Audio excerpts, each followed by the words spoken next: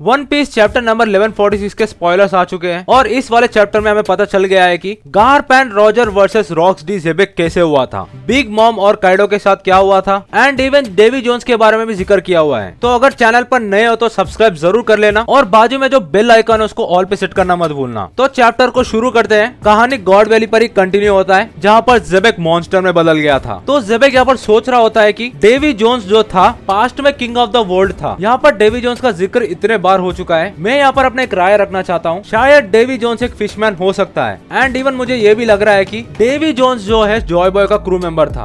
ये कैसे हो गया? हम सभी जानते हैं कि हर एक पायरेट ग्रुप में एक फिशमैन जरूर होता है एंड इसीलिए मुझे लगता है कि डेवी जोन्स जो है जॉय बॉय का क्रू मेंबर था। बाकी आप क्या सोचते हो डेवी जोन्स कौन है, मुझे कमेंट्स में जरूर बताना। यहाँ पर ज़ेबेक तो डीमन में ट्रांसफर तो हो गया लेकिन फाइट बैक भी कर रहा है वापिस से अपने ओरिजिनल फॉर्म में आने के लिए। मतलब रॉक्स के पास इतना ज्यादा पोटेंशियल है, ईमू के डोमी रिवर्स के बाद भी मॉन्स्टर में ट्रांसफॉर्म होने के बाद भी ज़ेबेक कोशिश कर रहा है कि वो किसी को चोट ना पहुंचा पाए। मतलब ईमू को पूरा कंट्रोल दे ही नहीं रहा है, जो कि नेक्स्ट टू इम्पॉसिबल है, मानना पड़ेगा। क्योंकि हम जानते हैं कि ईमू बहुत सालों से जिंदा है, एक्सपीरियंस बहुत है और पावर स्केलिंग भी बहुत ज्यादा है, फिर भी ज़ेबेक टिका हुआ है उसके सामने। मतलब थोड़ा बहुत कॉन्शियस है ज़ेबेक। उसके बाद ज़ेबेक सिर्फ सिंगल स्लैश में बिग मॉम और काइडो को डिफीट कर देता है, दो लेजेंडरी कैरेक्टर्स जो कि फॉर्मर यांग को रह चुके हैं और जिनके पास ड्यूरेबिलिटी बहुत ही ज्यादा है। ज़ेबेक के एक मूव से दोनों डिफीट हो जाते हैं। इसके बाद हम लोगों को बहुत ही सरप्राइजिंग ट्विस्ट देखने को मिलता है, क्योंकि सीन उस जगह से फॉरेस्ट की ओर जाता है, क्योंकि हमें पता चलता है कि एरिक और टीच को कुमा ने बचा लिया with the help of his devil fruit power. उन दोनों को कहीं दूरी भिजवा दिया है। अब हमें ये नहीं पता कि उन दोनों को कहाँ भिजाया गया है, लेकिन यहाँ पर हम लोग एक अंदाजा लगा सकते हैं। ज़ेबेक ने अपनी बीवी एरिक से कहा था कि हम लोग वापस से लुलुशिया में मिलेंगे, तो शायद एरिक ने कुमा से बोला होगा कि हमको लुलुशिया भिजवा दो और उस जगह से शायद वो लोग लुलुशिया पहुंच गए होंगे। ज़ेबेक अभी भी कोशिश कर रहा होता है कि पूरी तरह से डीमन में ट्रांसफॉर्म ना हो, लेकिन वहाँ पर ईमू ऑर्डर दे देती है कि आइलैंड पर जितने भी लोग मौजूद है सभी को खत्म कर दो। इसका मतलब गॉड वैली पे जो सेलेस्टियल ड्रैगन्स मौजूद थे वो सभी लोग गॉड वैली से निकल चुके हैं और ईमू यहाँ पर आराम से अपना काम निपटा सकती है। इसके बाद हमें पता चलता है कि गार्प रॉजर वर्सेस रॉक्स कैसे हुआ था, क्योंकि आप और हम यही प्रेडिक्ट कर रहे थे कि ज़ेबेक का क्रू जो था बहुत ही ज्यादा ओवर पावर्ड था और उसको डिफीट करने के लिए गार्प और रॉजर टीम अप करते हैं, लेकिन हमेशा की तरह अपने प्रेडिक्शंस वापस से गलत हो जाते हैं। इससे पहले ज़ेबेक पूरी तरह से मॉन्स्टर में बदल जाए और ईमू के कंट्रोल में आए, रॉजर और गार्प को कहता है कि दोनों मिलकर मुझे मार दो। तो इस तरह से हमें पता चला कि rocks versus Roger and Garp हुआ था। चैप्टर 1164 यहीं पर ही एंड हो जाता है और अगले हफ्ते के चैप्टर का भी कोई ब्रेक नहीं है, हमें कुछ तगड़ा देखने को मिलेगा जरूर। वीडियो को एंड करने से पहले मैं एक बात बोलना चाहता हूँ, ओडा सेंसे ने यहाँ पर क्लियरली मेंशन कर दिया था गार्प, रॉजर और व्हाइट बियर्ड तीनों का पावर लेवल सेम है और यहाँ पर मैं प्राइम का मेंशन कर रहा हूँ। मतलब ज़ेबेक ज्यादा पावरफुल है इन तीनों से एंड न्यूज भी मिल चुका है कि वन पीस ब्रेक में जा रहा है अगले साल जनवरी से लेके मार्च तक। उसके बाद 2026 में पूरे 26 ही एपिसोड्स आएंगे। प्लानिंग देख रहे हो अगले साल 26 है तो 26 एपिसोड से निकाल रहे हैं।